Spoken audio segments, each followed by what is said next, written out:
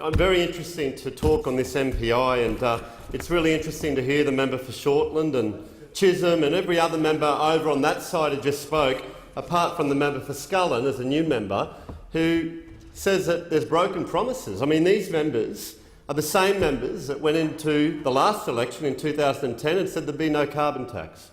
And the people in the gallery and the people reading this at home know exactly what happened there. They went into the 2007 election under Kevin Rudd and said they were economic conservatives. They said they wouldn't change the Pacific solution. And what did we see? Mass changes. But look, this MPI, we know that every day the opposition get the chance to have an MPI, and they come into this place and they want to talk about the budget, they want to talk about jobs, and they want to talk about cost of living. And I'm just amazed when the opposition want to talk about budgets.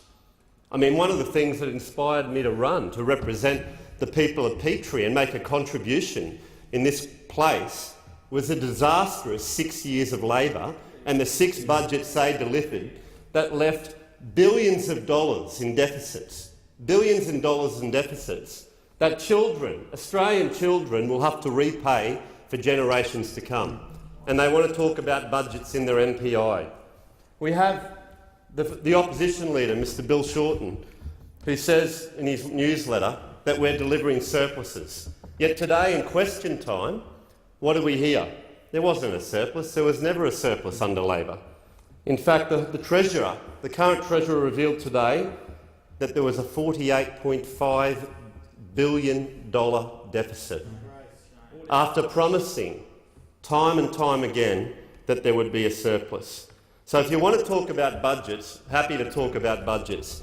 And we promise the Australian people a strong, prosperous economy and a safe and secure Australia, and we are working towards delivering surpluses. And not just working towards delivering surpluses, but also paying off Labor's debt, and that's what we'll continue to do. And part of our plan with that, of course, evolves around jobs and evolves around cost of living. And we know that we want to create jobs. We want to create more jobs, and that's what we're endeavouring to do. In our last budget, one of the great things that we did in my electorate of Petrie, we have a higher level of youth unemployment. And that's why in the budget we brought back work for the dole after Labor once again scrapped it. And why did we do that? And I'll tell you why. I've been out visiting our work for the dole sites in the last couple of weeks. And the reason why we did that is because there's people that are out of work that cannot get a job. And one of the things they say to me is that I go for an interview and people want some experience. Employers are looking for someone who is proactive and actually wants some experience. And the work for the dole should be looked upon in a positive light, not a negative light. And I'd say to every member opposite, if you have a work for the dole program in your electorate, I'd encourage you to go out and visit the people involved in that program. Talk to them.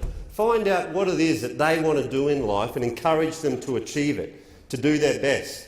Because I was recently out at the PCYC in my electorate, and here was 5 or 6 work for the dole participants, and they were building a new deck.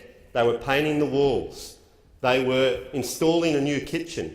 And I said to them, this is great stuff, guys, really positive, because at your next job interview, you can say to that future employer, I haven't been sitting around at home and applying for jobs. I've actually been helping not-for-profit groups and in updating my skills. I'm learning how to build a new deck, carpentry skills. I'm learning cabinetry skills around kitchens and things.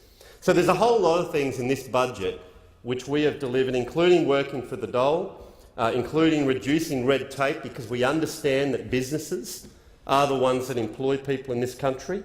We've got the Restart program for older workers. But I must say, we will continue to be positive.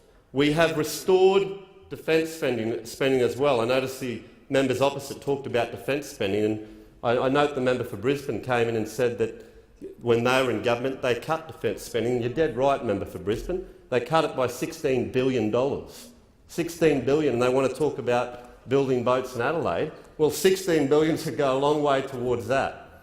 But, Mr Deputy Speaker, just in conclusion, the Coalition will continue to deliver a strong, prosperous economy and a safe and secure Australia, and I'd urge the opposition to support our policies for the benefit of this nation.